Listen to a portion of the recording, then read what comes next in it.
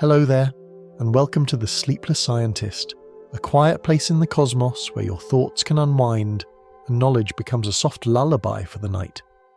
Tonight's journey will take us gently toward the edge of something almost impossible to imagine. We'll explore what might unfold if time itself were to pause, if the familiar rhythm beneath every breath and every heartbeat were to fall into a perfect stillness. But before you settle in and get cozy, I would love if you could take a moment to like this video and subscribe, only if these quiet explorations truly bring you comfort. And when you feel ready, you're invited to leave a comment letting me know where in the world you're listening from and what time it is for you right now. It's always a quiet joy to see all the different corners of the world gathering here, each holding its own little slice of time. Now, feel free to dim the lights. Perhaps turn on a small fan for a soft hum in the background and let your breath fall into an easy, unhurried rhythm. We're about to begin a slow drift into a thought experiment that stretches far beyond the ordinary pace of life. And if your mind begins to wander at any point, that's completely fine. Let it drift and we'll still be here, quietly unfolding the story together. When you're ready, let's begin our gentle wander toward the moment where time itself hesitates. Imagine just for a moment a simple clock resting on a table. The steady tapping of its seconds has always been something you could count on, a small but faithful reminder that time moves forward no matter what you do. Now imagine that tiny sound fading, not slowing, not hesitating, but vanishing entirely, as if the second hand had taken one last small step and then chosen never to move again. At first, it might feel peaceful, like the quiet that settles in a room after someone closes a door gently behind them. But if you listen more closely, you begin to notice that it isn't only the clock that has fallen silent. There is something deeper, almost like the background rhythm of the world has suddenly held its breath. Let your imagination widen just a bit. Picture that same stillness touching everything around you. The air stops trembling. Dust motes that were drifting lazily through a sunbeam no longer drift. They simply hang there, like tiny stars frozen in place. A curtain caught halfway in a breeze remains suspended in mid-sway, never settling back into its folds. Outside, a leaf that had just begun its fall toward the ground lingers in mid-air, its edges caught between motion and stillness, as if the universe itself had taken a photograph of that single moment. If time were to stop completely, there would be no sound, not because the world had grown quiet, but because sound itself would have nowhere to travel. Without the unfolding of moments, vibrations could not ripple outward, a voice could not begin, and an echo could not fade. Even the warmth from a cup of tea would not spread into the cooler air around it. Warm and cool would no longer be distinct, they would simply be locked in whatever balance they held the instant time came to rest. Think of light for a moment. We often imagine light as something fast, a traveller that never lingers. But even light needs time to move from one place to another. If time halted, the glow from a lamp would not fade or brighten. It would simply be frozen in place, like a small sphere of brightness unfolded from reality and held there without motion. A sunrise would stop just as the first line of light touched the horizon, forever suspended between night and day. You might imagine walking through such a world, looking at all these still, delicate fragments of existence. But this is where the thought experiment becomes quietly strange. If time had truly stopped, nothing in your body could move either. The muscles in your legs could not push you forward. Your heartbeat would not rise or fall. Even the spark of thought in your mind would not flow from one idea to the next. Everything, yourself included, would exist in that single unmoving instant. And yet, even with this stillness, there is something profoundly beautiful about imagining it. A universe held in perfect suspension. No loss, no decay, no rushing, nothing slipping away. Only a single, complete frame of existence, everywhere at once. But beneath that beauty lies a gentle question. one that has puzzled philosophers and scientists alike. Is it even meaningful to speak of time stopping? We imagine time as something that flows, something that can hurry or slow or freeze like a river in winter. But physics often tells a quieter story. It describes time not as a river, but as a relationship. One moment compared to another, one change measured against the background of other changes. So if nothing were allowed to change at all, not light, not sound, not thought, would time truly be stopped? Or would it simply no longer be present, the way a shadow disappears when there is no light to cast it? In a world with no motion, no transformation, and no unfolding sequence of events, the very definition of time would begin to soften. It would no longer behave as a ticking metronome, but would dissolve into something quieter, more like the memory of motion than motion itself. Perhaps this is why imagining a frozen universe feels equally peaceful and unsettling. It reveals how much of our understanding of reality depends on change, the quiet shift of warmth into coolness, the slow drift of a cloud across the sky, the simple act of noticing that one moment is different from the last.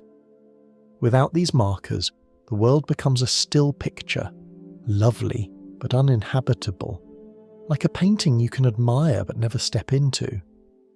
As we rest with this image for a while, you might notice how delicate every moment suddenly feels, even the smallest unfolding, your breath rising, a distant light flickering, the soft turning of a page, depends on time continuing its steady invisible work. And in this imagined stillness, we begin to understand something gentle and profound. Time is not only around us, but within us. It is the quiet framework that allows every heartbeat, every memory, and every hope for tomorrow. And so, as this thought settles, the idea of a paused universe becomes not just a distant cosmic scenario, but a reminder of how deeply intertwined we are with the flow of time itself. In the next step of our journey, we'll drift from this frozen picture into a deeper question: what time actually is, beneath all the ticking clocks and unfolding moments. But for now, let the image of stillness linger softly in your mind. If you sit quietly for a moment and pay attention to the simple feeling of being here, you may notice that your experience is not made of a single sharp instant. It feels more like a small, gently rounded space of awareness, something with depth, softness, and a subtle flow. This is what scientists sometimes call the present moment window, though in everyday life we simply know it as the sense of now. This window isn't infinitely thin. It's more like a delicate frame that holds a few heartbeats worth of awareness at once, allowing the world to feel continuous rather than flickering like a lantern in the wind. Inside this small window, your senses gather sounds, sights, textures, and thoughts, blending them into something smooth and uninterrupted. The voice you hear now doesn't arrive as separate syllables waiting politely in line. It reaches you as a connected stream, because your mind draws small threads of time together and gently braids them into meaning. Without this natural weaving, every sound would scatter apart like beads spilling from a broken necklace. And this weaving is important because it hints at something significant. When we talk about time, we rarely mean a strict mechanical quantity.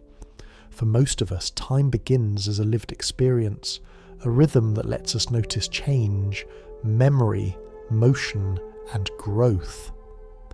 A sunrise is beautiful not only because of its colours, but because we sense how the light gradually climbs, warming the horizon moment by moment. A favourite meal tastes richer because we remember the first time we tried it. A story moves us because events unfold in sequence, each revealing something new. So before time becomes a number or a coordinate, it begins as this gentle experience of unfolding. Yet when we step back from our inner perception and look at the world through the lens of physics, time becomes something more subtle and perhaps even more mysterious. In the early 20th century, a quiet insight reshaped our understanding of the universe. Instead of treating time as a separate thread running alongside space, scientists began to see the two as woven together into one vast fabric. This fabric is often described with the phrase, space and time joined as one. But what it really means can be understood more gently. Imagine stretching a large sheet of soft cloth across a table. If you place your hand on it and push down gently, the fabric curves. If you were to roll a small marble across the cloth, it would naturally move toward the curved region, not because anything is pulling it directly, but because the fabric tells it how to travel. Now imagine that this cloth isn't only a surface for motion, but also the stage through which moments unfold. Space tells matter where to go, and matter gently shapes the contours through which time passes. No equations are needed to imagine this, only the idea that the universe is softer and more interconnected than it first appears. From this perspective, time doesn't flow like a river carrying us along. Instead, it becomes more like a dimension we move through, one gentle step after another. All the moments of our lives, past, present, and future, form a kind of quiet landscape, each existing in its own place, much like rooms in a house. We don't perceive the whole structure at once, but that doesn't mean it isn't there.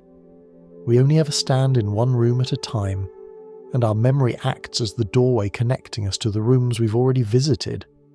This idea is sometimes called the block universe in physics, but we don't need that phrase to feel its shape. It simply means that the universe is not constantly remade as moments pass. Instead, it may already contain every scene that has ever existed or ever will exist, each resting in its own position within the greater tapestry. Our experience of moving through these scenes gives us the impression of time's flow, just as walking through a forest can make the trees seem like they are sliding past us, even though they stand perfectly still.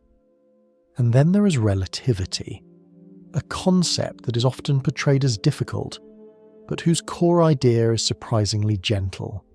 It suggests that the rate at which time passes can differ depending on how you move or where you stand in the universe's curved fabric. A clock carried quickly through space might tick a little slower than one resting quietly at home.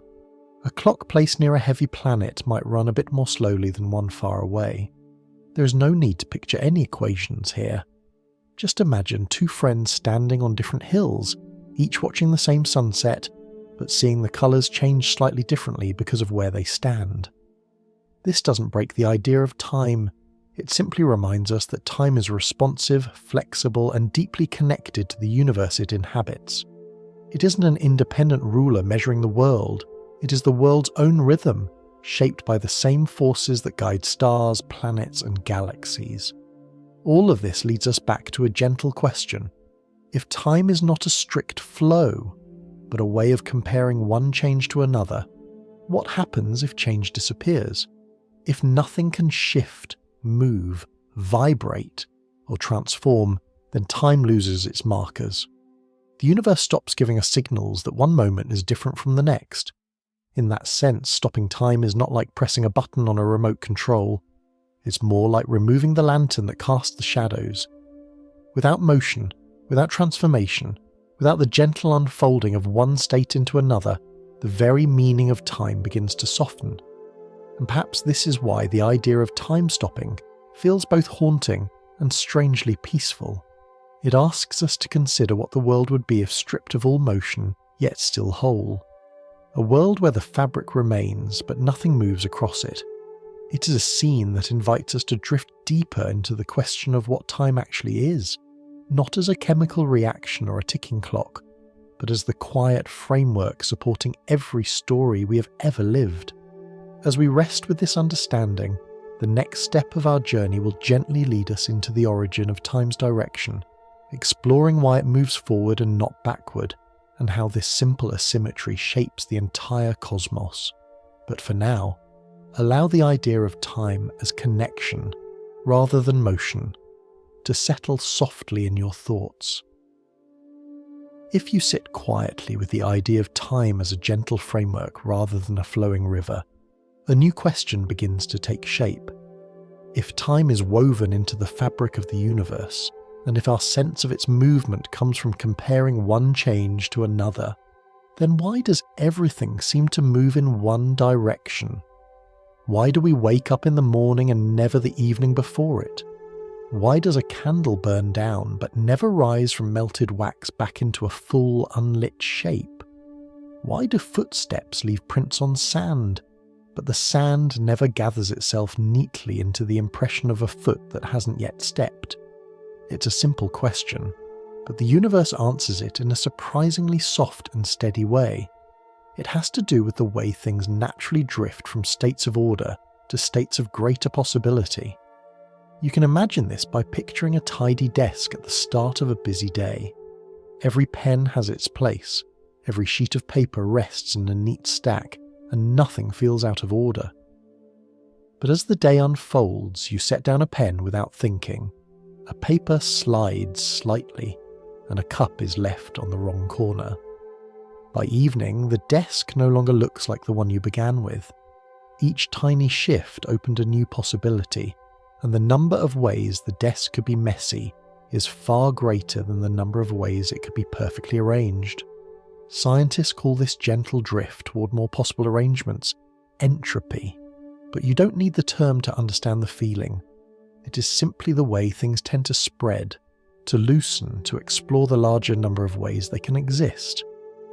A cup of hot tea cools because warmth naturally disperses into the air.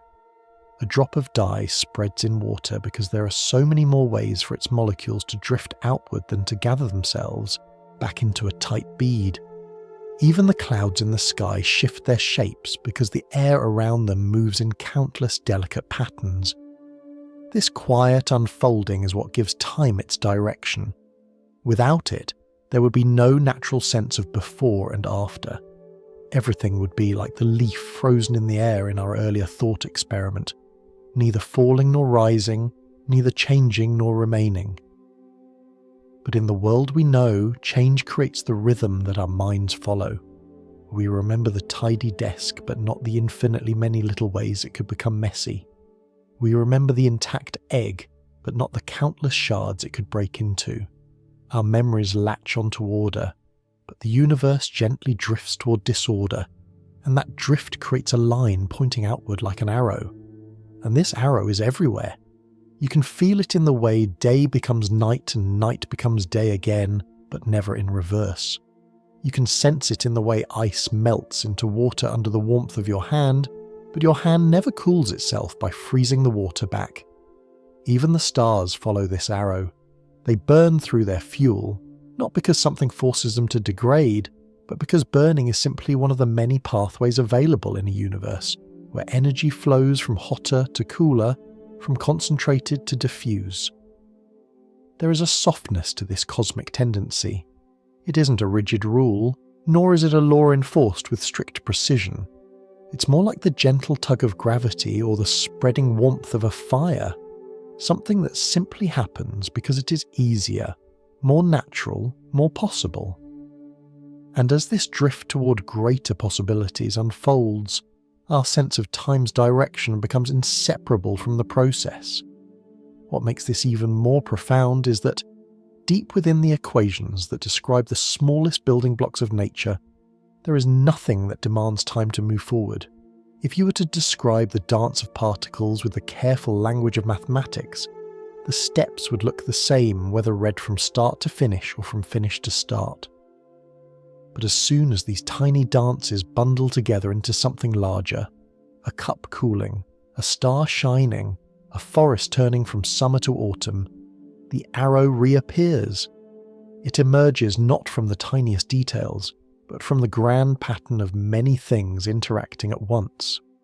You can think of it like a collection of wind chimes hanging on a porch. Each chime swings freely on its own, and if you looked at any single one, you might not see a clear direction.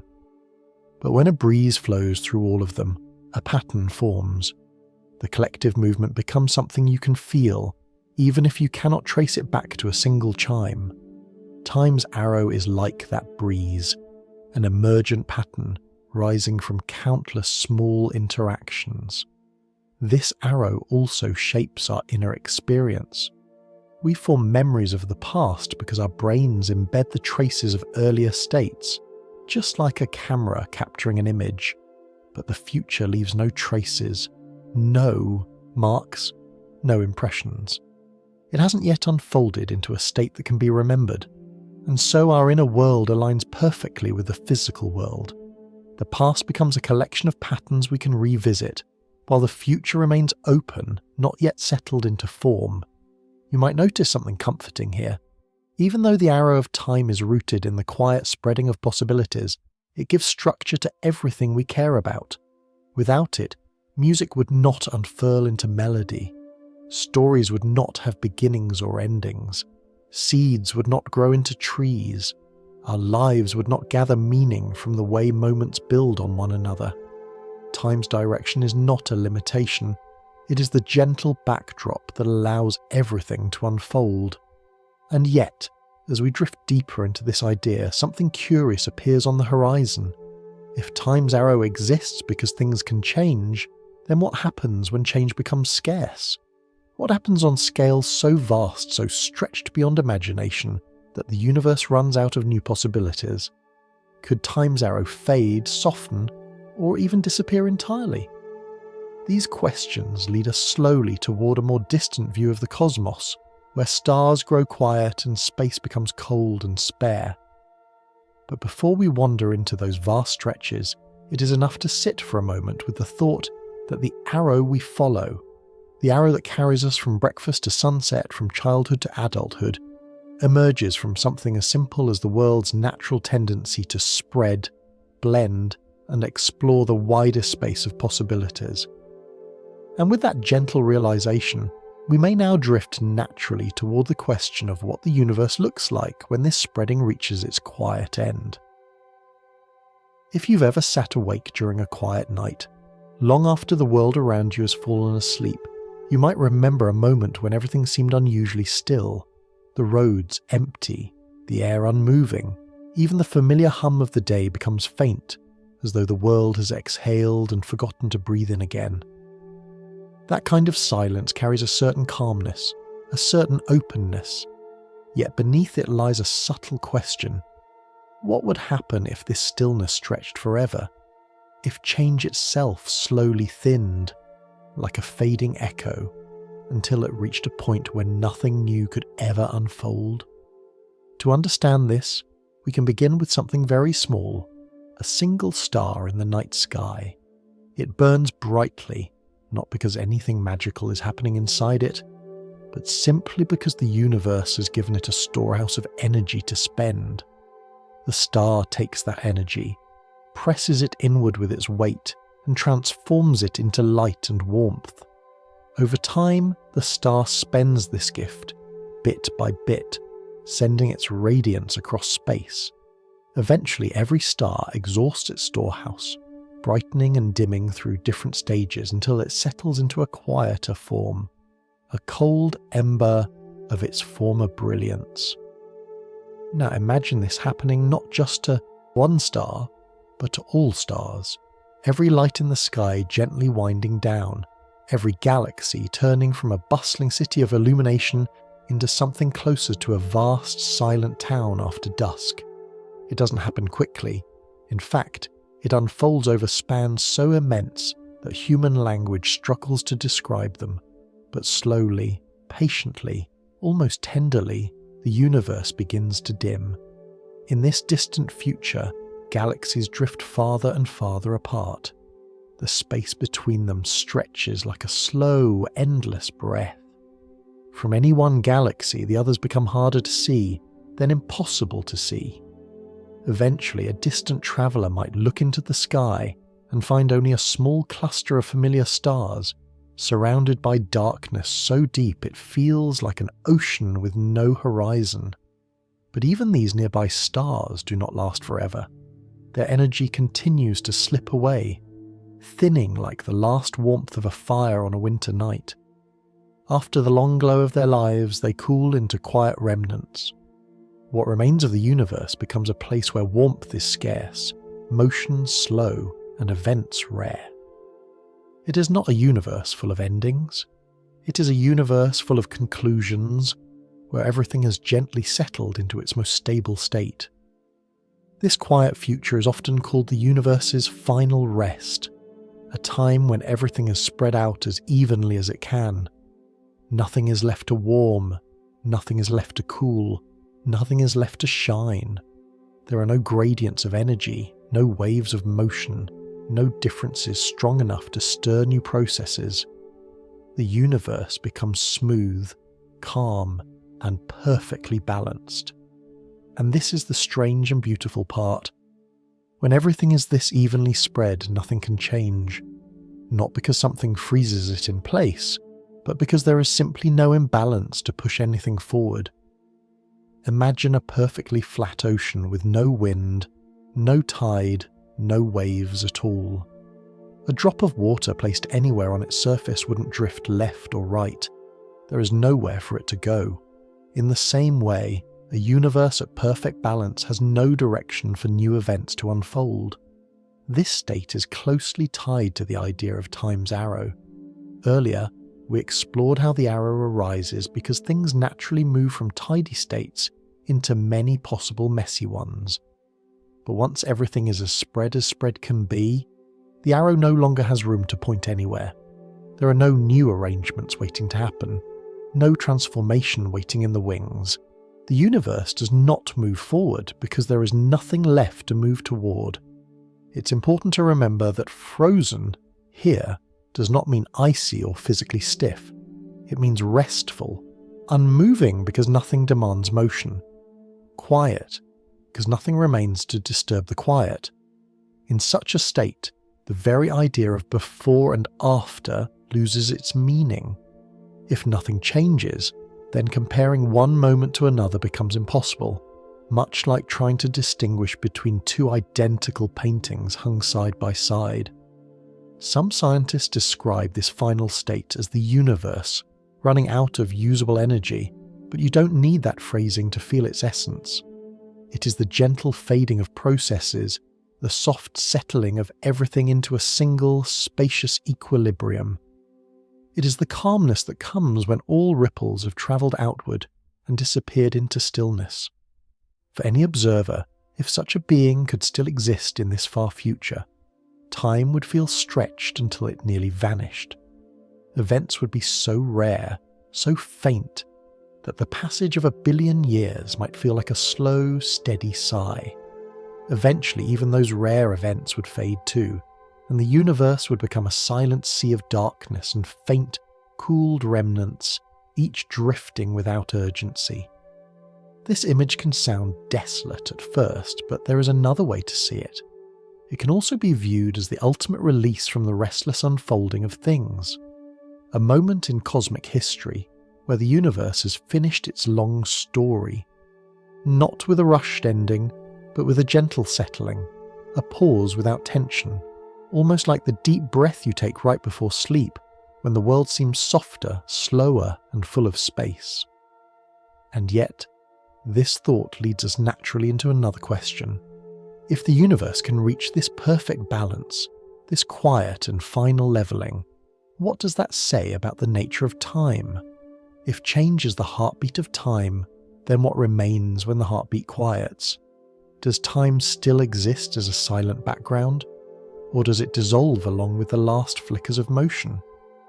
These are the questions that begin to stir softly as we picture the cooling cosmos, and they open the doorway to understanding how the grand cosmic silence ties into the deeper question of what it means for time to stop.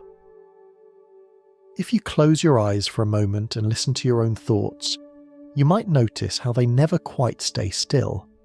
Even in calmness, the mind is always drifting, one idea dissolving into another, a memory calling to mind a second, or a quiet feeling forming in the background like a soft glow.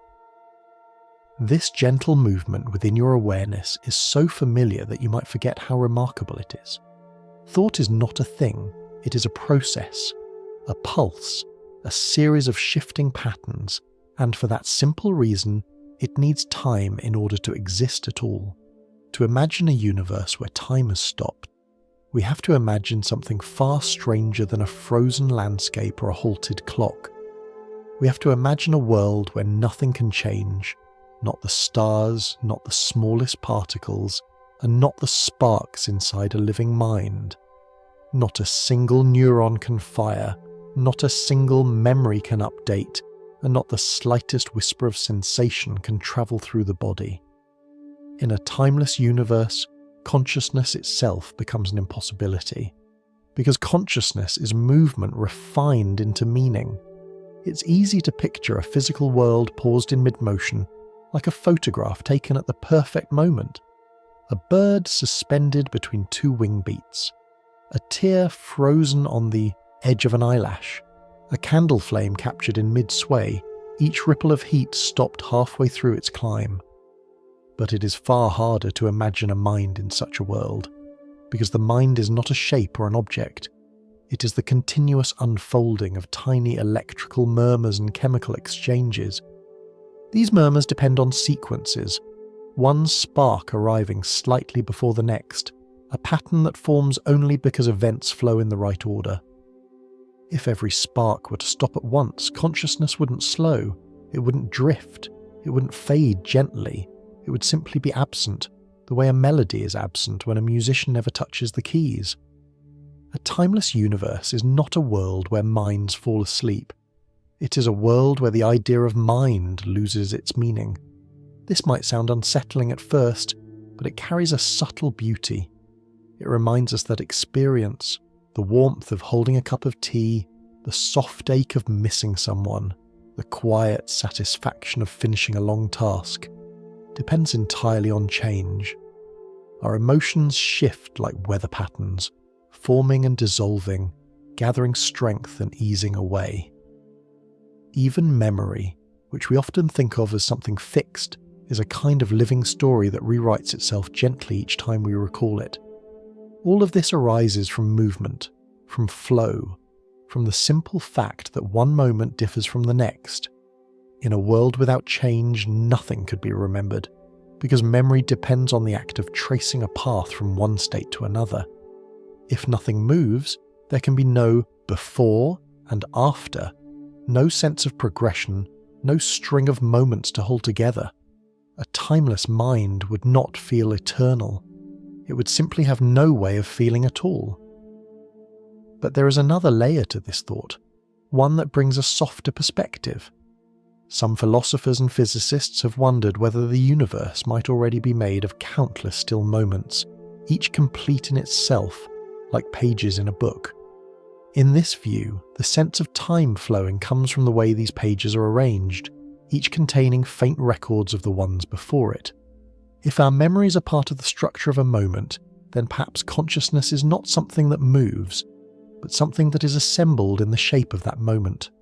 In that case, the flow of awareness might be more like flipping through a book than a river running through a valley.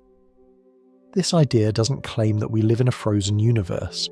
Instead, it suggests that moments may be more solid than we imagine, and the feeling of passing through them comes from the way our minds interpret the traces they hold.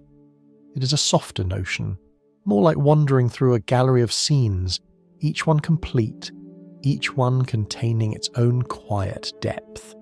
Even so, this vision still depends on a sequence, on the possibility of arranging the scenes, moving from one to another, or comparing them in the first place. Without the capacity for comparison, even the idea of a gallery dissolves. So what happens then if the sequence disappears? What if the gallery lights dim and no new page waits to be turned? In such a world, consciousness does not become trapped or frozen. It simply cannot exist. Thought requires a rhythm. Feeling requires a pulse. Awareness requires the gentle forward leaning of one state into the next. Without that leaning, there can be no I, no you, no observer to witness the silence. This realization brings us back to the heart of the question. When we imagine the universe stopping, we sometimes picture ourselves watching it happen, as though we could stand at the edge of the moment and see the world fall still. But in reality, a stopped universe has no observer. There is no one left to say that time has halted. No one left to notice the final leaf suspended in the air. The very act of noticing belongs to the realm of change. And yet, there is comfort here. It tells us that consciousness, fragile though it may seem, is inseparable from the unfolding of reality. We are not spectators standing outside the flow of time. We are part of the flow itself. Our thoughts bloom from the same quiet processes that shape the stars, drift through the oceans, and form new memories inside the smallest living creatures. Every sigh, every reflection, every spark of insight is a testament to the universe's gentle insistence on continuing. So when we imagine a timeless universe, we are not imagining a place where minds drift in eternal stillness. We are imagining a place where the concept of mind cannot form at all. And this, strangely enough, reveals something beautiful about being alive. The fact that we can think, feel, and remember is itself a sign that the universe is still changing, still breathing, still unfolding. As we sit with this thought, another question arises softly in the distance. If consciousness cannot survive in a world without change, what does it mean to be alive in a universe that might someday become silent? And perhaps more importantly, what does this tell us about our place in the vast story of existence? If you've ever walked into a room where someone had just been moments before, the faint warmth still lingering in the chair, the soft scent of tea in the air, a book left open to a page waiting to be turned, you might have felt a quiet trace of their presence. The person is gone, yet something in the air hints that life flowed through the space. These traces, delicate and temporary, remind us that living things constantly leave marks behind, not through grand gestures but through countless tiny movements. A breath, a touch, a shifting weight, a turning page. Life is built from these gentle ripples. Now imagine a world where no such ripples can form. A world where the warmth in a chair cannot fade, where the scent of tea cannot spread, where the page of the book cannot flutter in a passing breeze. If time has stopped, then motion, the foundation of all these small signs of life, cannot exist. In such a world, nothing ages, nothing heals, nothing even vibrates at the level of the smallest particles. Everything exists in a perfect, unwavering stillness, as if sealed inside a crystal. The question we face now is deceptively simple. In such a universe, can anything be said to be alive? To answer it, we might start with something familiar. Think of a candle flame. It glows because tiny particles rush upward, heated air rises, flickering patterns form and vanish. If all this motion were to stop at once, we would see a flawless image of a flame, perfectly still, like a sculpture made of light. But the flame itself would no longer be burning. It would not even be a flame anymore, just a frozen shape that resembled one. Life shares this same vulnerability. What makes something alive is not its appearance at any one moment, but the ongoing dance of its internal processes. A heart beats because it contracts and relaxes in a rhythm. A plant grows because cells divide, stretch, and shift their roles. Even the simplest organism depends on tiny exchanges, nutrients flowing in, waste flowing out, signals passing from one part to another. Each of these actions depends on time, on change, on sequences unfolding. If time were to halt, these sequences would freeze as well. A heart might be caught between one beat and the next. A leaf could be halfway from bud to blossom. A sigh might never leave a pair of lungs. But none of these frozen states would count as alive, because life is defined not by the positions things occupy, but by the movements that carry them forward. This leads us to a strange thought. In a timeless universe, nothing dies, but nothing lives either. Death requires change. Life requires change. Without time, both become impossible. Existence becomes a single unmoving portrait, not a story. There is no growth, no decay, no continuation, only presence without experience. And yet this is where a deeper paradox unfolds. We often associate stillness with peace, imagining that stopping time might offer a kind of eternal serenity. But serenity itself is a feeling, and feelings require transition. They arise gently, linger for a while, then fade. A timeless universe cannot hold peace because peace is the quiet between two movements, and in a world without movement, there is no between. There is only a single, indivisible state. Still, even this paradox opens a door to reflection. If life cannot exist in a timeless universe, then the very fact that we are here, thinking, feeling, noticing, means that time continues to unfold. Every moment of awareness is a sign that the universe is still warm enough, varied enough, and dynamic enough to sustain the delicate processes that define living beings. In this way, the question of whether we could live in a static universe becomes a mirror that shows us what life truly is. We are not made of stillness, we are made of motion. Not just the obvious motions like walking or speaking, but the subtler ones. The slow renewal of cells, the gentle threads of memory tying one moment to another, the quiet drift of ideas taking shape behind our eyes. Imagine, for a moment, a forest at dawn. The air is cool, the leaves are still, but even in this early calm, countless tiny motions continue unseen. Sap rising through branches, dew evaporating, insects stirring beneath the bark. These quiet processes make the forest alive even when it appears motionless. If time stopped, these hidden currents would vanish. The forest would no longer be a living ecosystem, it would simply be an image of one. We can extend this thought to ourselves. Even the calmest moment in your life, a deep breath before sleep, a silent walk beneath falling snow, is filled with tiny internal movements that sustain your existence. Your heart continues its steady pulse. Your lungs draw and release air. Chemicals move gently through your brain to carry thoughts like small lanterns down a winding path. And so, if these processes ceased because time itself had halted, your body might still appear whole, perfectly preserved, untouched by decay. But without motion, it would no longer be alive. Some thinkers have wondered whether consciousness could exist as a kind of eternal snapshot, a single moment of pure awareness without any sense of before or after. But even this idea falters upon close reflection. Awareness means noticing something, and noticing requires distinction. This, not that. Now, not then. Without a sequence, without comparison, without the soft gradient from one thought into the next, awareness has no anchor. It cannot form. So in a timeless universe, even the concept of being alive loses its meaning.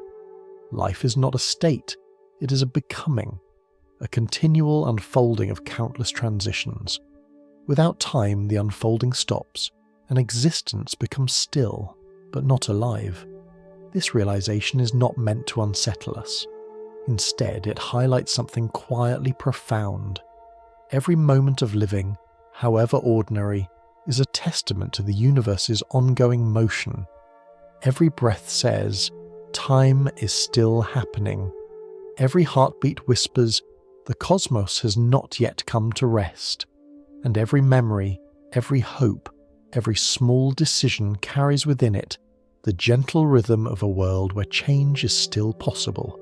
A timeless universe may be elegant, calm, and complete, but a living universe, one filled with motion, transformation, and stories, requires time to continue its gentle flow. And because we are here, imagining, questioning, and feeling, we already know which universe we inhabit. Imagine walking into a quiet gallery late in the evening, long after the bustle of visitors has faded. The lights are gentle, the air is still, and the only sounds are your soft footsteps echoing against polished floors. As you wander deeper inside, you find a long hallway lined with paintings, each one capturing a moment so detailed it feels alive. A child laughing beside a fountain, a leaf falling toward the earth, a candle flame twisting in mid-sway. Each painting perfectly still, yet rich with traces of motion, that invite your imagination to complete the moment that the brush has paused. Some physicists have suggested that the universe might resemble a gallery like this.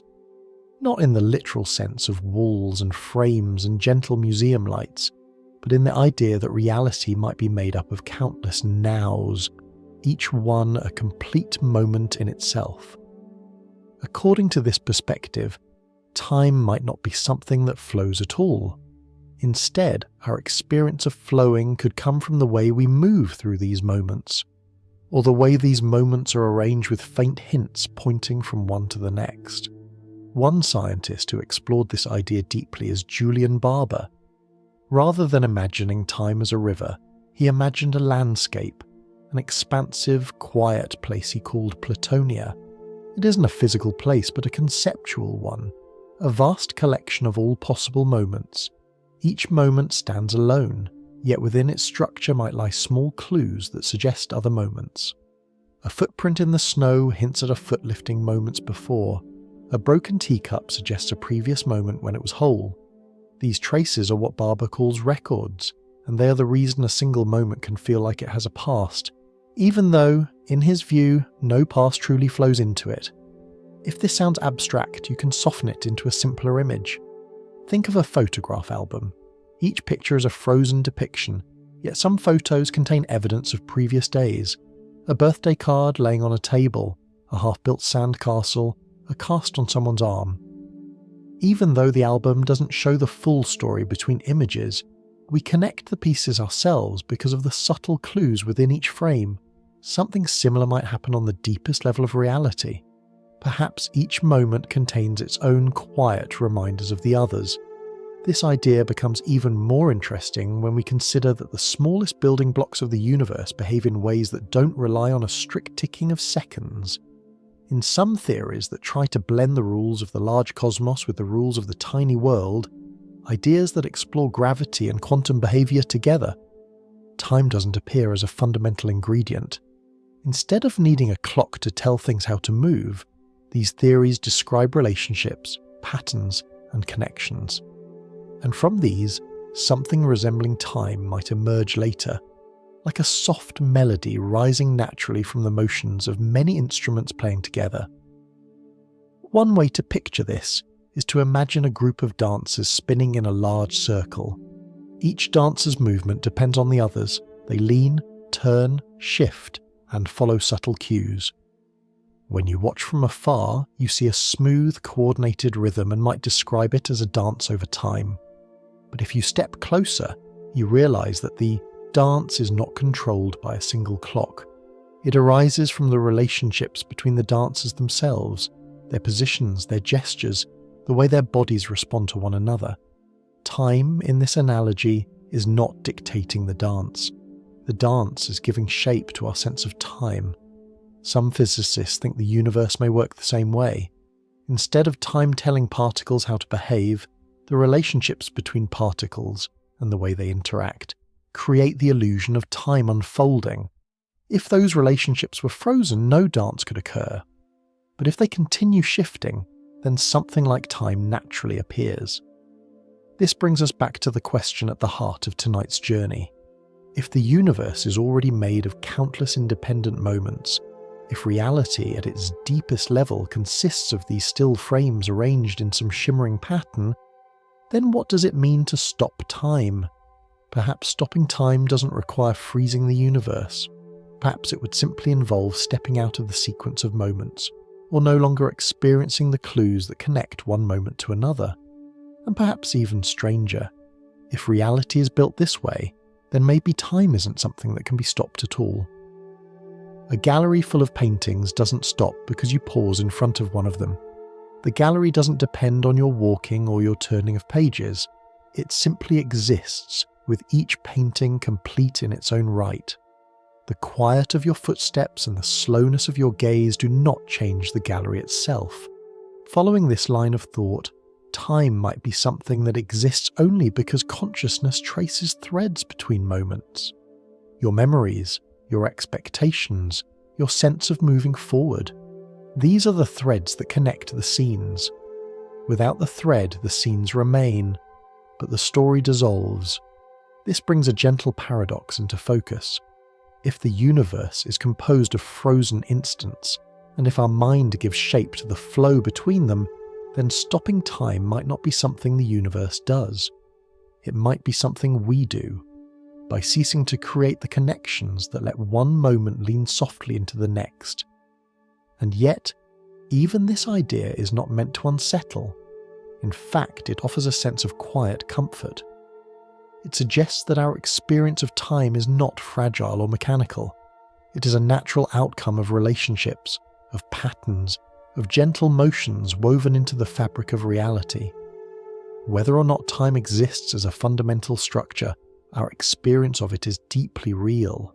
The flow of moments, the way memories settle inside us, the way we anticipate the future, these are all part of the human story. As we let this idea settle, we begin to see that the question of time stopping is not just about freezing the cosmos. It is about understanding how we move through the world and how the world moves within us. And as our curiosity drifts deeper into this gallery of frozen instants, another question begins to glow softly in the distance. If our minds weave the threads of time from tiny windows of awareness, how does the brain create the illusion of continuous flow? If you place your attention gently on the feeling of being alive right now, you might notice something subtle. The moment you're experiencing isn't sharp or narrow. It doesn't feel like a single point. Instead, it feels more like a small, softly illuminated room, wide enough to hold a few heartbeats, spacious enough that sounds, thoughts, and sensations blend smoothly together. This room of awareness is what some scientists call the present moment window. It lasts only a fraction of a second, but within it, the world feels continuous, even though everything inside your brain is changing in far quicker, tiny bursts. Inside this small window, your mind stitches together motion that might otherwise appear jerky or fragmented. When you watch someone wave, the gesture appears fluid not because your eyes catch every microscopic shift, but because your brain blends each small change into a graceful curve. The same happens with sound. Every word you hear is really a string of bursts, but your mind smooths them into a melody of meaning. Time feels like a river, flowing without interruption, because your awareness holds these small snippets close enough to create the illusion of motion. You can sense this most clearly when the illusion breaks. Think about watching an old film where the frame rate is just a little too low. Movements seem slightly unnatural, like a puppet dancing instead of a person walking. Your mind tries to fill the gaps, but there isn't quite enough information, so the flow becomes choppy. Now imagine the opposite, a moment of deep calm when everything seems to slow down, like standing by the sea, watching waves move in long unhurried arcs. Time feels thicker in those moments, as though the present moment window has gently widened, allowing more detail to rest inside it. Dreams offer an even stranger version of this. You might fall asleep for only a few minutes, yet dream of long journeys, conversations, or scenes that seem to stretch for hours. Or you might dream of a moment that lasts only a breath, but carries the weight of an entire story. Inside dreams, your mind loosens the rules of sequencing. It can compress time or expand it, fold it like paper or stretch it like warm taffy.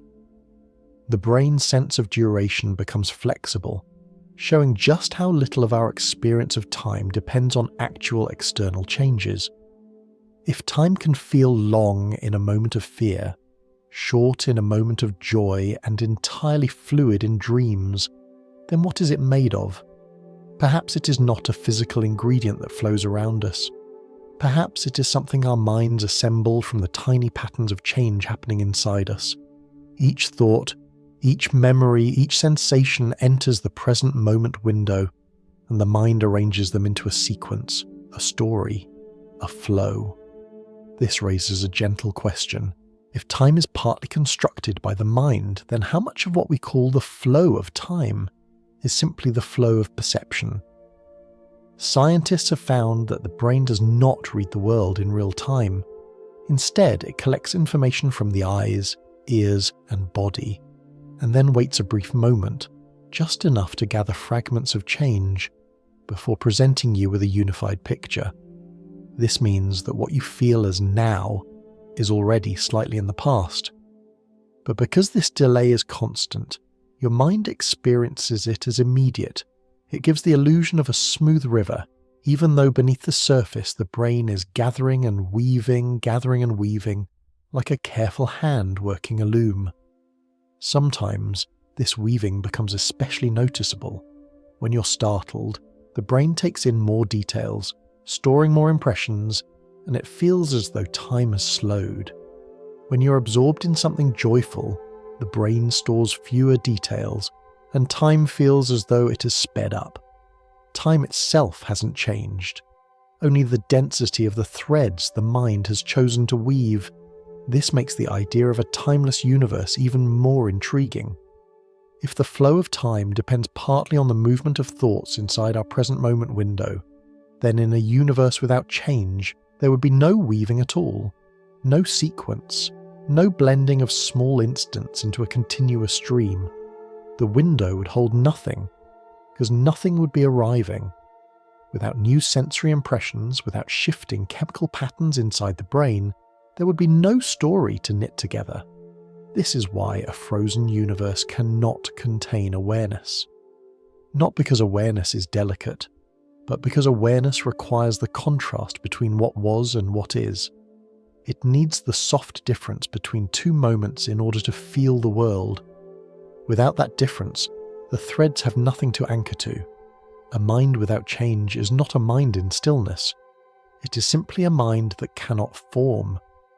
Yet strangely, this insight brings a kind of peace. It tells us that the flow we experience, the feeling of time passing, is not separate from us. It is something we create together with the world. Our perception is not a passive observer of time.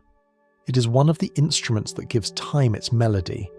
And so, when we consider what it might mean to stop time, we are also considering what it means to stop the weaving of the mind. If the universe ever reached a point where nothing changed, then the idea of time stopping would not be something we could witness. There would be no witness at all, no window of awareness waiting to be filled, no experience to mark the boundary between motion and stillness. This opens the way to a deeper, quieter question. If our minds create the flow of time by connecting tiny fragments of experience, what happens when we look beyond the mind, into the world where particles and fields and forces may not require time at all to exist? As we drift gently toward that question, we prepare to step from the realm of perception into the deeper structure of the universe itself, where the idea of time becomes stranger still. If you picture the universe as a great stage, you might imagine planets spinning gracefully, stars glowing in their long arcs, and galaxies sweeping through space like slow, luminous whirlpools. Each movement feels guided by something steady, an underlying set of rules that keeps the cosmic dance in harmony. We call these rules the laws of nature: gravity, light, electricity, magnetism, and the subtle forces that hold the hearts of atoms together all play their roles with astonishing consistency. But there is a quiet truth behind these laws that often goes unnoticed. Every one of them depends on change, not dramatic change necessarily. Sometimes just the tiniest shift, the way a speck of light moves through space, or the way the smallest particle adjusts its position, is enough to let a law of nature express itself. Without change, even the simplest rule becomes silent, not because it ceases to exist, but because it has nothing left to shape. To understand this, imagine the world as a landscape of hills and valleys. Gravity, in its most intuitive form, simply tells things how to move across this landscape. A marble placed on a slope rolls downward because the landscape gently encourages it to do so. But if time were to stop, the marble would not roll. It would remain exactly where it is, not because gravity vanished, but because gravity has no chance to act. The landscape is still there, curving and sloping as always, but the marble has been denied the ability to respond. A rule without motion becomes like a story with no one to read it. Light, too, depends on the unfolding of moments. A beam of light travels from one place to another only because the universe provides a chain of instants through which it can move. You can imagine a flashlight shining across a room. In the world we know, the beam stretches outward like a delicate thread. But if time froze at the moment the switch was flicked, that thread would never form. The room would remain dark, not because light had been taken away, but because nothing could begin or end. The potential for illumination would exist, but the act of illuminating would not.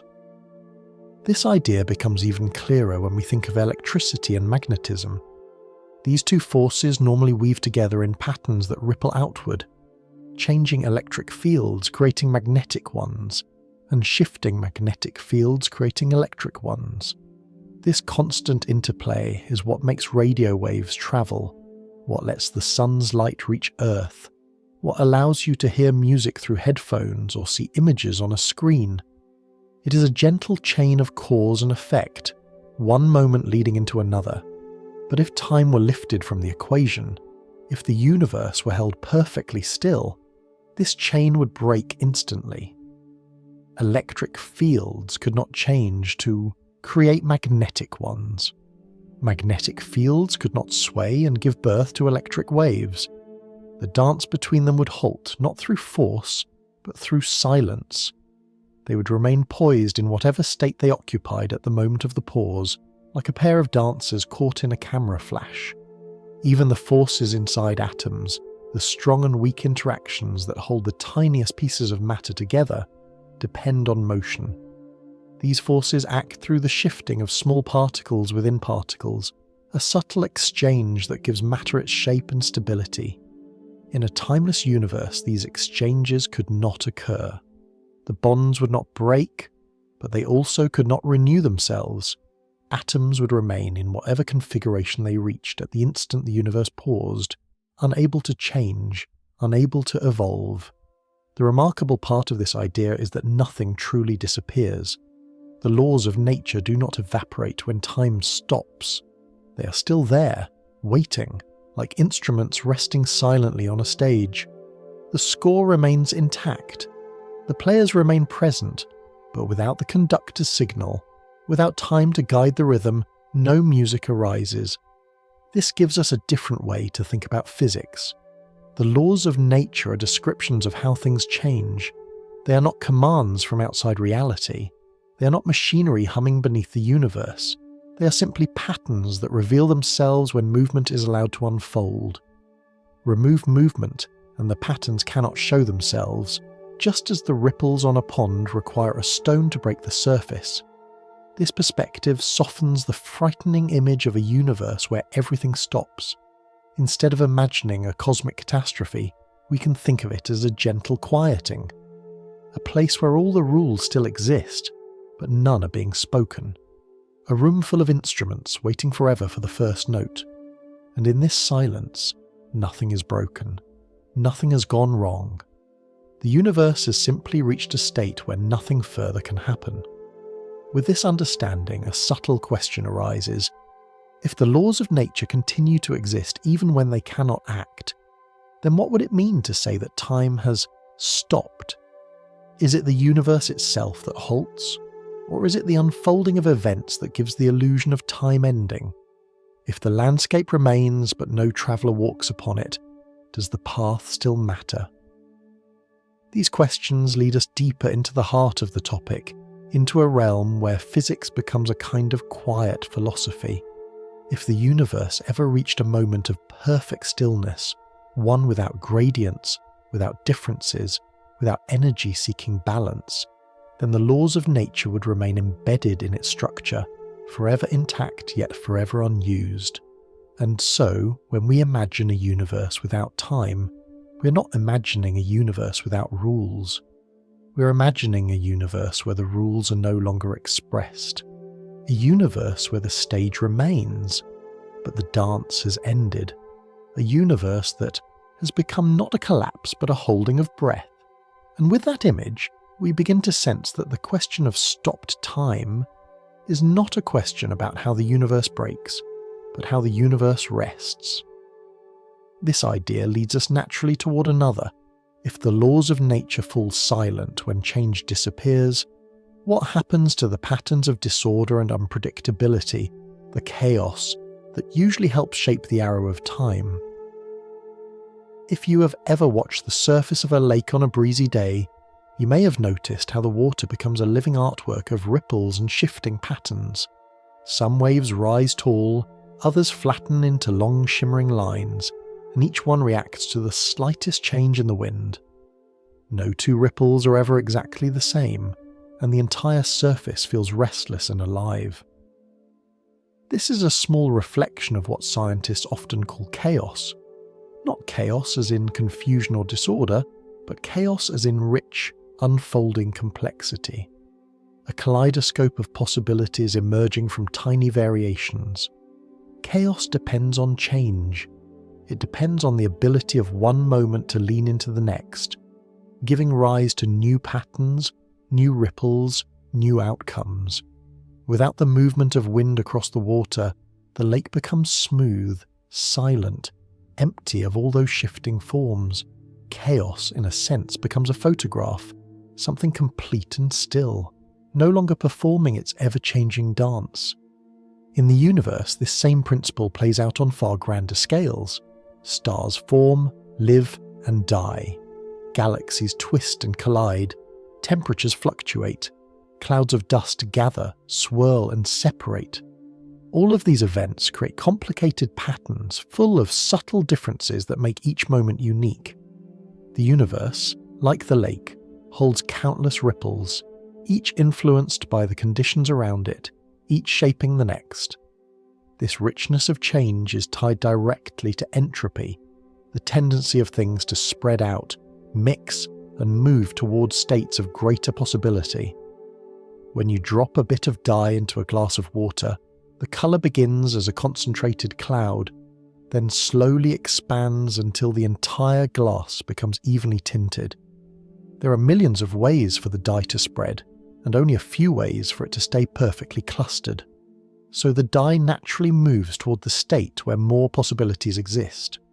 Entropy is not a force. It is not a push or a pull. It is simply the quiet preference of nature for the states where more arrangements are possible. It is the reason why heat spreads, why scents drift, why ice melts into water, and why a messy room is easier to achieve than a perfectly tidy one. It is the soft underlying principle that guides the arrow of time. But entropy also has a limit, not a limit in size, but a limit in purpose. As a system spreads, mixes, and relaxes, it eventually reaches a point where it has no room left to explore. All gradients are gone.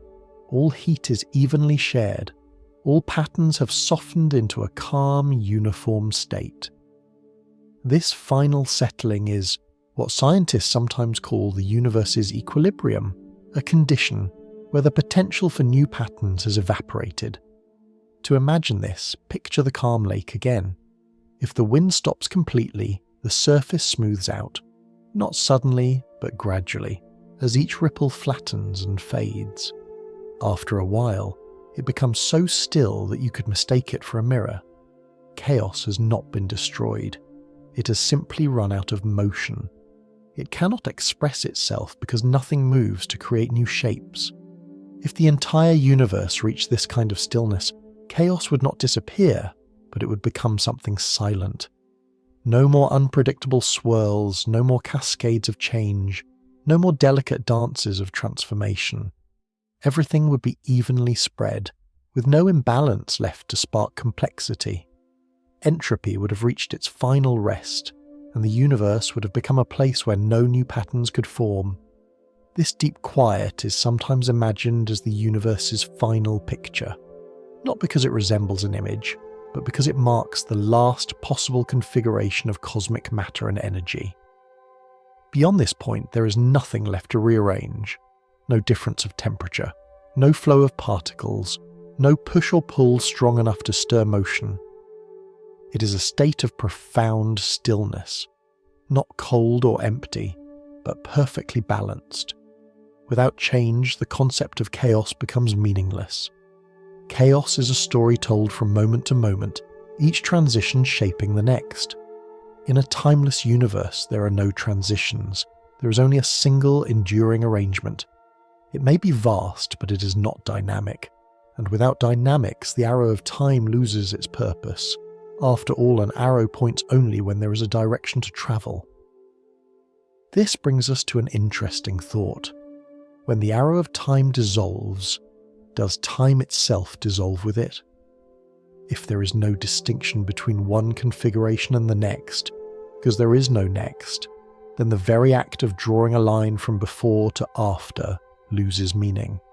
Time becomes less like a river and more like a quiet pond, still, unmoving, deep but without currents.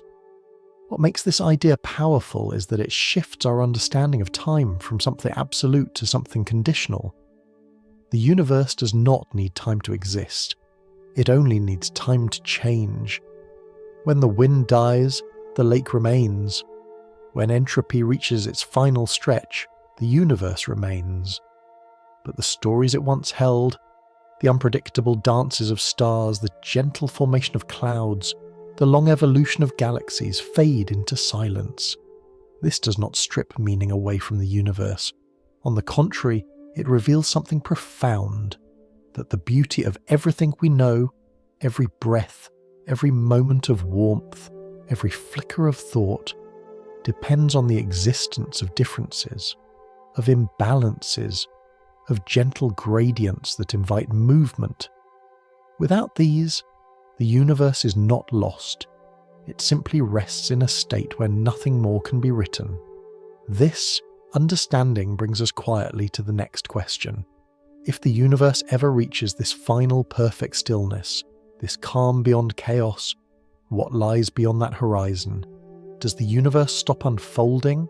Or is there some boundary where time itself fades like the last note of a lullaby? If you've ever stood on a shoreline at dusk watching the sea stretch out beyond the reach of your eyes, you may have felt the quiet sensation that something lies further out, hidden just beyond the soft curve of the horizon. The water doesn't end there, of course. Your eyes simply cannot follow it any farther. The world keeps going, though your senses cannot trace every detail. Sometimes, thinking about the universe feels the same way. We imagine vast distances, long histories, and familiar rhythms. But somewhere far ahead, far beyond anything we could experience directly, there may be a horizon of another kind, one not made of distance, but of time itself. Some scientists have wondered whether the universe might contain a boundary in the future, a kind of edge of time, where the sequence of moments that we rely on simply runs out. Not in a dramatic collapse or an explosive ending, but in the quietest way imaginable. The unfolding simply ceases. Time does not crash to a halt. It doesn't shatter. It merely ends by no longer continuing. Like reaching the end of a storybook. The pages don't announce a conclusion. They simply stop. To picture this, imagine walking through a forest path that gradually thins until it stops at a clearing. There is no gate telling you the trail has ended. The ground just grows smooth, quiet, and featureless. The trees stand still. The wind softens. Nothing urges you to go forward or backward. The path has not been taken away.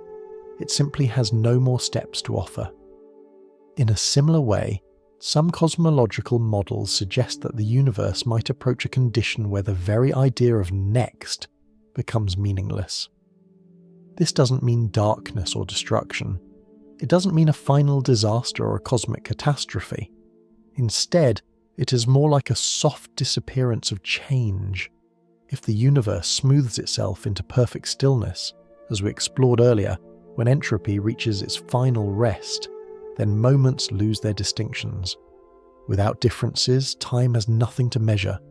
Without transformation, sequences dissolve. And without sequences, time as we understand it no longer holds any purpose. In this quiet state, time doesn't stop in the way a clock stops ticking. A broken clock is still part of a world where change continues around it. But if the universe reaches a point where change is no longer present anywhere, then clocks cannot break, or tick, or rest. They simply become objects without meaning, silent faces without hands. Time does not end through malfunction, it ends through completion. Some cosmologists describe this as a finite future, a horizon in time much like the horizon in space. Just as light from certain distant galaxies will never reach us because the universe expands too quickly for their signals to cross the swelling distances, the future beyond a certain point may be unreachable, not because it doesn't exist, but because there are no events left to mark it. To understand this idea more softly, think of a candle burning in a dark room. For a long while, the flame flickers, shifts and dances. The shadows on the wall change with each small motion, and the room seems alive with quiet transformation. But as the candle approaches its final moments, the flame steadies. Its movements become smaller. The shadows soften. Eventually, the candle's last flicker fades into a perfectly still wick. The room remains, but the dance has ended. Nothing in the room has been destroyed. It simply rests in a state where no new shadows will form. A universe approaching the end of time might resemble this room.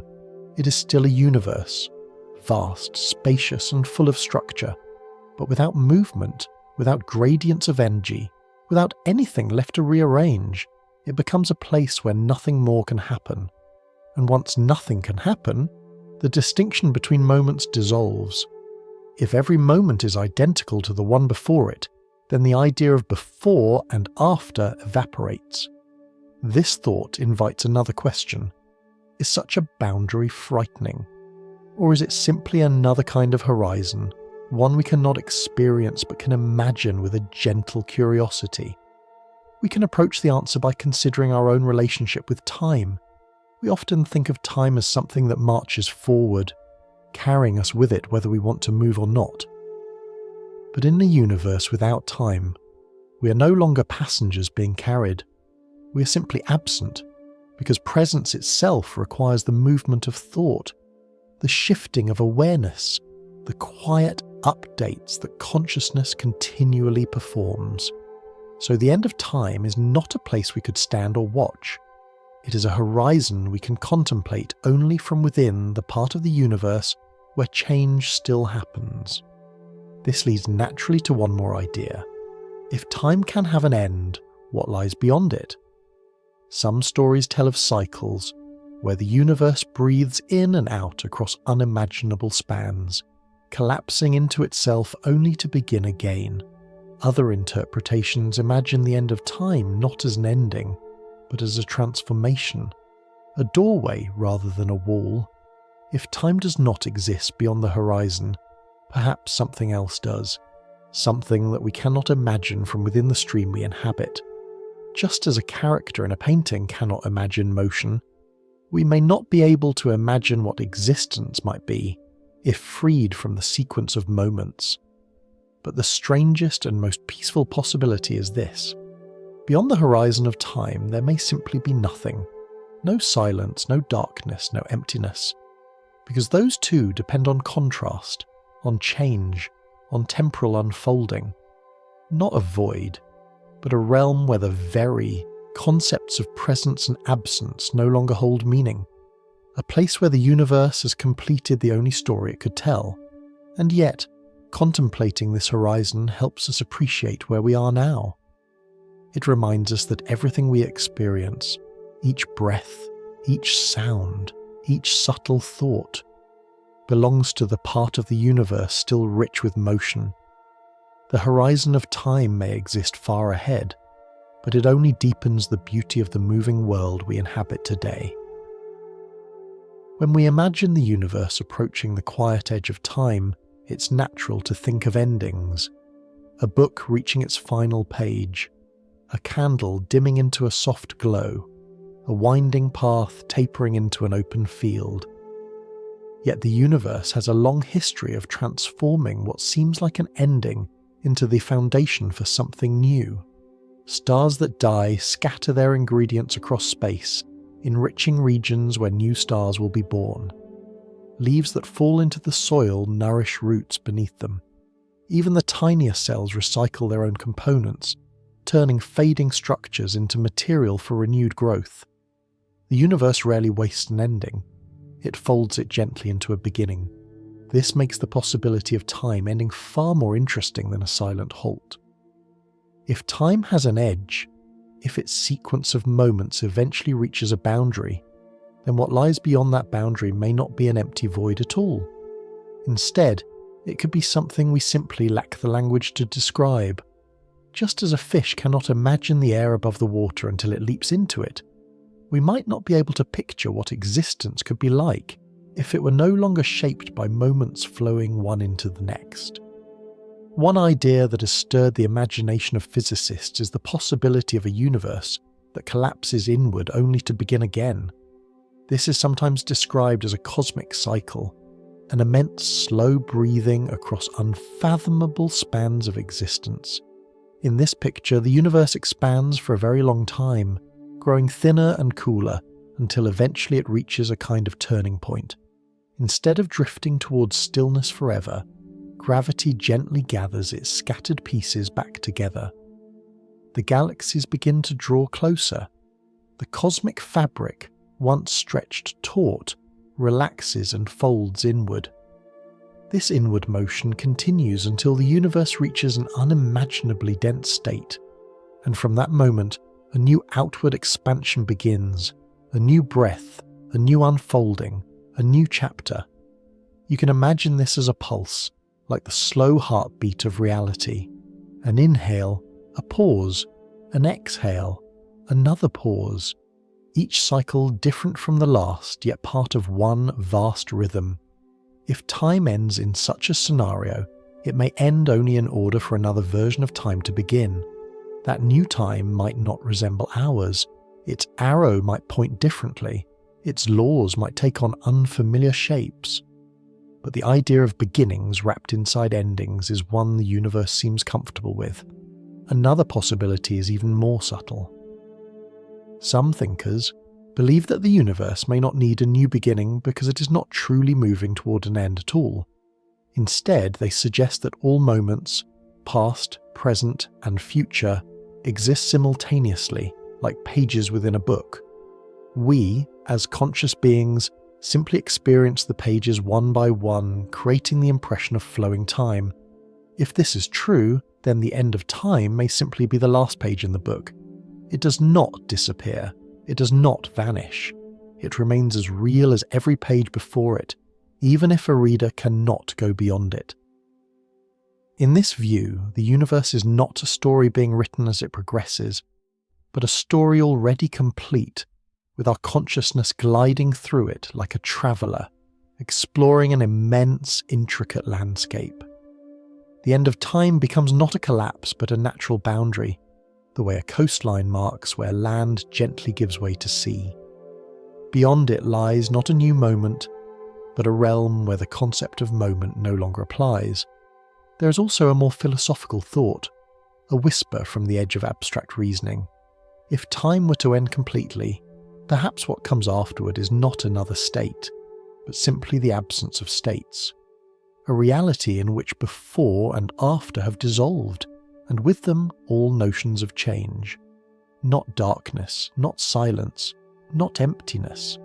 Those ideas all depend on comparisons, on sequences, on time. Instead, what lies beyond could be something entirely outside our conceptual reach, the way a two-dimensional shape cannot imagine a world with depth.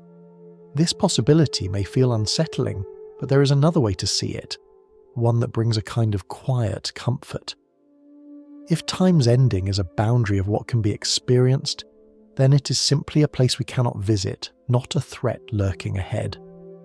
Waves on a beach never fear the horizon. They simply rise and fall within the reach they are given. In the same way, our existence unfolds within the part of the universe where time still breathes. And here is another thought. Perhaps the stopping of time is not an event at all, but a transition in how we understand the world. a shift in perspective rather than a shift in reality. The moment we step outside of time, philosophically or imaginatively, we begin to see that much of what we cherish relies on time's gentle progression. Without time, love has no arc, stories have no path, growth, healing, memory and hope all depend on the unfolding of moments. In this sense, contemplating the end of time reveals the quiet value of each moment we do have. Our lives are built from sequences, each memory, each decision, each breath. And the very fact that we live within a world that continues to change is a small miracle. The possibility that time might have an end does not diminish our experiences, it enhances them. It reminds us that our time is a gift, offered within a window of cosmic motion that will not last forever. Whether the universe cycles through new beginnings, rests in a timeless state, or opens onto a realm beyond our understanding, the boundary of time marks not a threat but a horizon. Distant, unreachable, yet quietly beautiful. It whispers to us that the universe holds mysteries beyond our imagining, and that being alive in the chapter where time still flows is its own profound blessing. And as we hold that thought gently, we begin to drift from the vast cosmic question of endings toward the next quiet wonder. If time can conclude in one form, could it begin again in another? If you have ever watched the first light of dawn touch the edge of a quiet landscape, you might remember how slowly, how delicately the world begins to wake. The sky shifts from deep blue to soft lavender. The air grows lighter, shadows loosen their hold. Nothing happens suddenly, yet everything changes. Dawn carries within it the sense of something beginning, not because the sun rises quickly, but because the world gently rearranges itself in response to new light. Some scientists imagine that, on the largest possible scale, the universe itself may experience something like this, an awakening after an era of deep stillness, a return of time after a long pause, a new cosmic dawn following an age where nothing moved at all. To picture this possibility, it helps to revisit the image of the universe approaching perfect balance, a time when everything becomes smooth, spread out, and unchanging. Earlier, we imagined a lake whose ripples fade until its surface becomes flat. But what happens if, long after the lake falls still, a breeze rises again? What if something stirs the calm, introducing a fresh difference, a new imbalance, a new opportunity for motion? In cosmological terms, this idea appears in what some call cyclic or reborn universes. According to these ideas, the universe may not simply expand forever into quiet stillness. It might one day shift direction, slow its expansion, gather itself inward, and eventually compress to a dense state. From that compact moment, a new burst of expansion could occur, creating a fresh universe with new stars, new galaxies, and perhaps a new version of time's arrow. This isn't a literal rewind. It isn't the universe being played backward like a tape rewinding in an old player. Instead, it is more like the universe taking a breath, a long, slow inhale as matter gathers, a long, slow exhale as matter spreads. The rhythm is so immense that each breath lasts billions upon billions of years, a cosmic cycle in which time ends in one form and begins in another. To soften this idea even further, imagine a forest through the changes of seasons. In winter, the world seems quiet, dormant, resting beneath a blanket of snow. But from that stillness comes spring. Buds unfurl. Streams flow again. Time, in a sense, restarts, not by returning to the past, but by nurturing new possibilities. A cosmic rebirth might be something like that. Not a restart of the story we know, but the beginning of an entirely different one. Other models imagine a different kind of renewal. Instead of collapsing inward, the universe might continue expanding until it becomes so diffuse, so stretched, that something entirely new emerges. If the cosmic fabric becomes almost empty, then even the tiniest fluctuations, the subtlest tremors of quantum behavior, might create pockets of renewed energy and structure. These pockets could blossom into regions with their own time, their own unfolding, their own beginnings. In this view, time does not restart everywhere at once. It sprouts like a seed from a quiet field, forming a new branch of reality growing from the calm of the old. The original universe may remain still, but new universes could bloom from its silence, each one carrying a fresh rhythm. If this sounds fantastical, it helps to remember that nature often works this way. A single fallen tree in a forest can give rise to dozens of seedlings. A quiet pond can suddenly fill with ripples from just one drop. The most poetic possibility, though, is that time might not need a dramatic cosmic event to begin again. Time could be something that emerges whenever conditions allow change. If the universe ever rests in perfect stillness, it may stay that way unless something introduces a difference, a gradient, a spark, a new imbalance. And if such a difference arises, then change returns. And with it, time rekindles. To imagine this, picture a perfectly calm room where nothing moves. If you place a lit candle in the centre, its flame will create warmth, motion in the air, flickering light, and shifting shadows. The room becomes dynamic again, not because the room changed fundamentally, but because something was introduced that could create motion. Time, in this analogy, is not a background stage. It is the presence of motion itself. This perspective leads to a quietly profound thought. Time may not be something that has a beginning or an ending in an absolute sense. Instead, time may begin wherever change begins, just as silence ends whenever a sound is introduced. If the universe ever reaches true stillness, time is simply absent. If something stirs that stillness, time reappears, not as a return of an old rhythm, but as the birth of a new one. There is also something deeply reassuring in imagining the universe this way.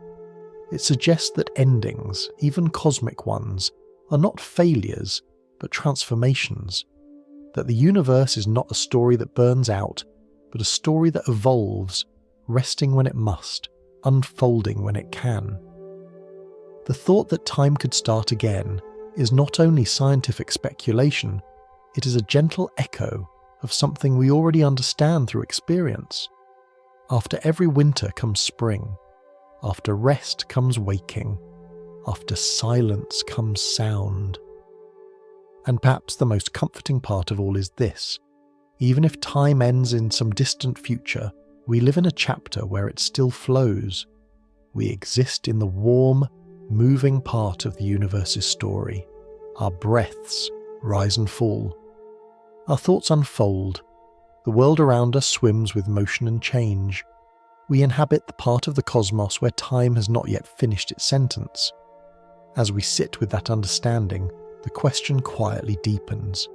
If time could start again in a cosmic sense, if the universe could breathe in and out across unimaginable scales, what does that mean for us, living in the small, delicate arc of time we're given? There are moments in life when time seems to pause, not in the literal sense, but in the way a feeling can settle so gently that it seems to hover in the air.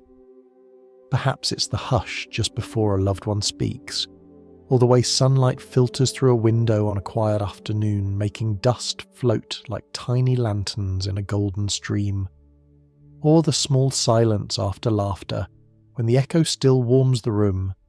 These moments are not outside of time. They are simply times when we become aware of how softly it moves around us. Although we often think of time as something external, something that sweeps us forward, or carries us whether we want it to or not, time is also something deeply woven into our experience of being alive. It gives shape to our stories. It bends our memories into meaning. It gently molds our hopes, our fears, our growth, and our sense of connection to one another. Without time, none of the things we treasure most could unfold. Consider a relationship. Every friendship, every love, every bond that has touched your life did so not in an instant, but through a series of moments, each one building on the last, each one adding colour or depth or trust. Time is what allows two people to move from strangers to companions, from uncertainty to understanding, from guardedness to openness. Without the flow of moments, a relationship would be like a seed without soil, full of potential but unable to grow roots. Even the simplest pleasures rely on time's unfolding. The taste of warm bread straight from the oven, the way a melody rises and falls, tugging at your emotions with each note, the feeling of opening a book and sinking slowly into its world. These experiences require motion, flavours blending, sounds vibrating, sentences accumulating into meaning. They are small reminders that time is not only a force that pushes us forward, it is also the gentle structure that allows beauty to form, and on a deeper level, time gives shape to our personal stories. The challenges we've overcome, the lessons we've gathered, the memories we carry, none of these would exist without the steady unfolding of moments. Growth requires mistakes and learning. Healing requires seasons of rest. Insight requires distance from the experience that sparked it. Each step depends on the ones before it. Like stones in a winding path, take away the sequence and the path dissolves. It is tempting sometimes to imagine what it would be like to stand outside time, to escape the movement that brings aging, farewells, and the gradual shifting of things we wish could stay the same. But without time, the very things we long to preserve would lose their meaning. Love is meaningful because it grows. Joy is meaningful because it arises and settles. Beauty is meaningful because it appears, glows for a while, and then transforms into memory. Permanence may sound comforting, but it is the flowing nature of moments that allows life to feel alive. Even grief, in its heavy and quiet way, depends on time. It arrives because something mattered. It softens because healing takes place. It teaches because reflection is only possible through the passing of days. Without time, pain could not fade. But neither could love deepen, friendship strengthen, or wisdom bloom. Time is the lens through which we understand change, and change is the source of nearly everything that gives our lives texture. And there is something quietly profound about the idea that, on cosmic scales, time may appear fragile, dependent on gradients, motion, and differences. The universe might one day settle into a stillness where time no longer matters. And yet, here we are, living in the brief era where time not only exists but flourishes. We are part of a universe that is still warm, still full of motion, still brimming with complexity. We are alive during the chapter where stories can unfold. That alone is extraordinary. Think about a single heartbeat. It lasts only a fraction of a second, yet within it lies a lifetime of meaning, memories, intentions, dreams, and everything that makes you who you are. Each heartbeat links you to the next in a chain that stretches from your earliest moments to your future ones. And each link is shaped not by its length, but by its presence. Time is not precious because it is long. It is precious because it allows things to happen at all. The same is true on a wider scale. Human societies, art, science, language, all the achievements of civilization are built on generations of unfolding time. One discovery leads to another, one poem inspires another. One question opens the door to 100 more. Without time, we would not have progress or history. We would not have learning or tradition. We would not have stories to tell. Even nature tells this story quietly. The rings inside a tree trunk, the layers of a canyon carved over ages, the migrations of birds that cycle with the seasons. They all reflect time's slow craftsmanship. The world is full of signs that time is a sculptor, shaping mountains, rivers, forests, and lives. And this is why contemplating a universe where time might someday fade holds such emotional weight. It reminds us of the delicate privilege we hold in simply existing during a moment where time is abundant. The cosmic stillness that might await billions of years ahead does not diminish the richness of this moment. It enhances it. It tells us that the chance to feel, to learn, to grow, and to connect is something rare in the vast story of existence. Time gives us meaning not because it carries us away, but because it carries us through joy, through challenge, through understanding, through change. It turns isolated events into experience and experience into identity. Without it, there would be no stories worth telling, no memories worth holding, and no dreams worth following. And as we rest with these thoughts, another gentle realization begins to settle. If time is what allows life to unfold, then the present moment, this quiet point you're in right now, is the most precious place in the entire universe. If you let your attention settle softly on this very moment, right here, right now, you might notice how delicate it feels. Not fragile in a way that suggests breaking, but fragile in the same way a soap bubble glows in the sunlight, shimmering with colour before drifting gently into the air. The present moment is always like that.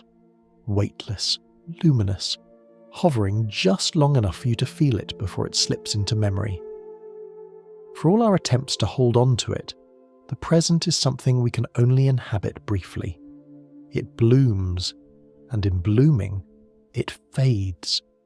And yet, it is in these brief, shimmering instants that our entire lives unfold. Every choice you've ever made happened inside a single moment like this. Every conversation you remember, every laugh you've shared, every quiet victory or hidden ache, all of them rested within a now that passed quickly. We often imagine our lives as long, sweeping arcs, but those arcs are built from thousands of tiny points. Like stars scattered across a night sky, each moment shines on its own, even if we only notice the constellation formed by many of them together. Take a simple breath. It lasts just a few seconds, but inside that breath lies an entire story. Air enters, bringing with it the world outside. Your lungs expand, your chest rises, and for a brief second your entire body reshapes itself around that inhalation. Then the breath leaves, carrying warmth outward. It is the smallest of changes, so ordinary we barely think about it. Yet it is a testament to the fragile miracle of being alive. Without time unfolding one breath at a time, life would be impossible. But the present moment offers more than just biological rhythm. It offers meaning. When someone smiles at you, the warmth you feel does not exist outside the moment in which it is shared. When you hear a piece of music that moves you, the beauty is not stored in the future or the past. It's carried in the unfolding notes you're hearing right then. Even the memories we treasure most began as moments that touched us in ways so subtle that only later did we realize how important they were. This reveals something surprisingly profound. The present moment is the only place where life truly happens. The past is a constellation of memories, beautiful, instructive, sometimes heavy, sometimes joyful, but it is not happening anymore. The future is a field of possibilities, wide, shimmering and open, but it has not taken shape yet. The present moment, brief as it is where everything becomes real. It is where thoughts become actions, where feelings take shape, where decisions form, where meaning emerges. And yet, for something so important, the present is incredibly fragile. We rarely notice it as it passes. Our minds drift toward memory and anticipation, weaving stories across time rather than resting in the tiny window where experience actually unfolds. Even now you may notice how your thoughts drift outward, toward what happened earlier today, or what tomorrow might bring. This drifting is natural. It is how the human mind works. But every once in a while we find ourselves pulled gently back into the present, almost as if the universe whispers, "This moment matters too." What makes the present so precious is not its length, but its uniqueness. No moment repeats. even if you try to recreate an experience, the same song, the same view, the same walk along a familiar path, it will never be identical. Your thoughts are different. Your emotions are different. The air is different. You are different. Each moment carries details that can never be copied, even if they seem subtle on the surface. You can think of moments like snowflakes falling through winter air. Each one is complete in itself, each one delicate, each one formed by a specific combination of conditions that will never occur in exactly the same way again. And as with snowflakes, moments accumulate quietly. They gather into memories, into stories, into the long, soft shape of a life. The fragile nature of the present gains even more meaning when we set it against the vast cosmic ideas we've explored so far. The universe may one day cool into stillness. Time may lose its arrow. Change may fade until nothing new can unfold. But right now, at this very moment, you live in an era where time still flows freely. In the entire cosmic story, the universe's ability to support motion, life, warmth, and thought exists only during a limited chapter. The present moment is not just precious because it is personal, it is precious because it is cosmically rare. Every heartbeat you feel exists within a universe that is still warm enough for hearts to beat. Every thought you have arises within a cosmos where time has not yet dissolved into quiet stillness. This makes your present moment not only fragile but extraordinary, like finding a blooming flower in a landscape that will someday grow silent.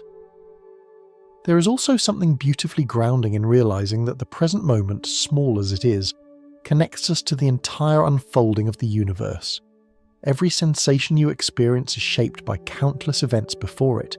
Stars that forged the atoms in your body, ancient collisions that shaped the earth, generations of people whose lives built the world you live in.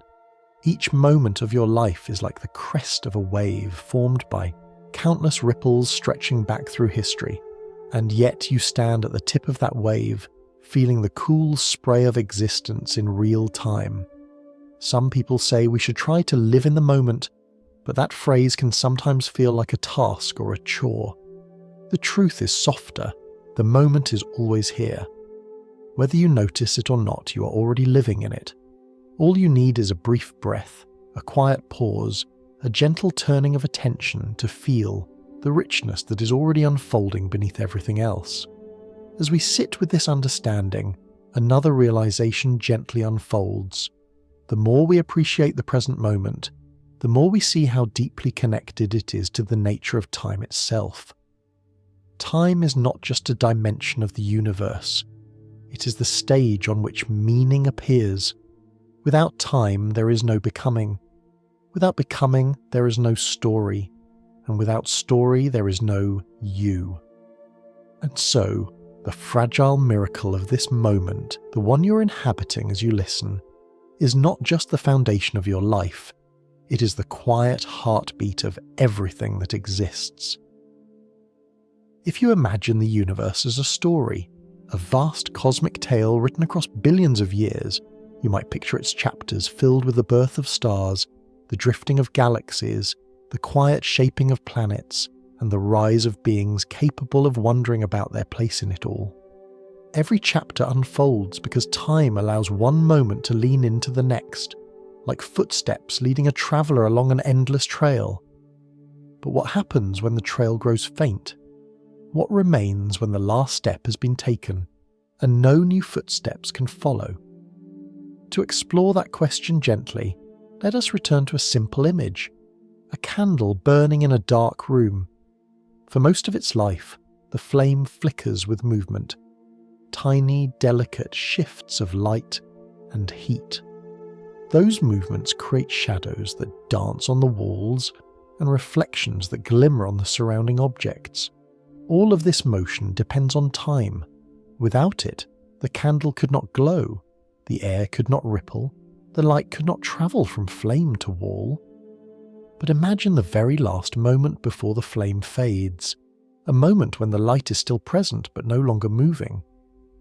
In that frozen instant, the room holds its breath. The world is neither lit nor dark, neither changing nor still. It is suspended between states, right at the edge where movement almost ends. This edge is a quiet metaphor for what the universe might encounter in its final chapter. A place where time has stretched itself thin, where differences have softened, and where change slows to a near whisper. A place where the laws of nature remain intact, yet have nothing left to guide. A place where the cosmos itself pauses, as if reflecting on the long journey it has taken. In such a universe, time does not stop the way a broken clock stops. It simply loses its purpose. When nothing changes, there is nothing left to measure. Time becomes a concept, with nothing to anchor it, like a compass without a north, or a riverbed without water. Time's meaning relies on movement, and without movement, it quietly dissolves. But what remains in that stillness? Some thinkers imagine that what remains is simply existence, vast, silent, and unchanging. A cosmic memory of everything that once unfolded. Not a narrative, but a portrait. Not a sequence, but a state. This kind of stillness is not empty. It is full of everything that once happened, resting together without conflict or urgency. Every star that ever shone, every planet that ever formed, every life that ever lived. All of it remains as part of the universe's final arrangement. Nothing moves, but nothing is lost. Others imagine something more mysterious. If time is woven into the structure of the universe, then the disappearance of time might reveal a deeper layer beneath it, something beyond our ability to name. Just as a painting hides the texture of the canvas beneath its colours, the universe might hide a foundation deeper than time, a foundation where before and after are meaningless, where existence simply is. In this view, the end of time is not an end at all, but a gentle passing into a form of being that does not require moments. Perhaps the most intriguing idea is that beyond the edge of time, there may be no beyond at all. The universe might reach a final moment and simply complete its story, the way a breath held slowly finds its natural resolution. That doesn't mean a void awaits. It means the story has reached its natural rest, a full stop that does not require a next sentence. And yet, there is another way to see this edge, one that ties the cosmic story back to our human experience. When we think about the end of time, we often imagine it as a distant, unreachable place, something too grand or abstract to feel connected to our lives. But in truth, the idea of time ending helps illuminate the beauty of time existing now. It helps us notice the quiet miracle of each moment, the way a simple smile can warm a room, the way memories gather like small constellations, the way our lives unfold in gentle, interconnected arcs. In a universe that may someday become still, the moments we have now are uniquely alive. They shimmer with possibility. They move, change, grow, and transform. They give rise to stories, connections, discoveries, and feelings. The very fact that we can ask questions about time or wonder about what lies beyond it already tells us that we are living in the rare, fragile era where the universe's heart still beats.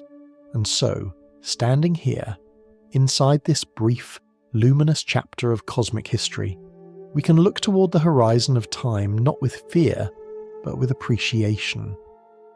The edge of time is not a cliff waiting to swallow the universe. It is a distant shoreline, reminding us that everything that moves, everything that lives, everything that changes is part of a temporary but extraordinary moment in the life of existence. Even if time someday fades into stillness, the story it allowed to unfold will not be undone. It will rest quietly in the fabric of the universe, like the final chord of a long symphony that continues resonating long after the instruments fall silent. The meaning we create, the lives we lead, the wonders we explore, all leave impressions in the grand tapestry, persistent even when the loom has stopped. And so, as this journey comes to a close, we return gently to the present, the only place where life is lived, and the only moment that truly belongs to us. Whether time continues forever, ends someday, or transforms into something entirely different, the moment you're experiencing right now is real. It is here, it is yours, and within it lies the quiet beauty of existence itself.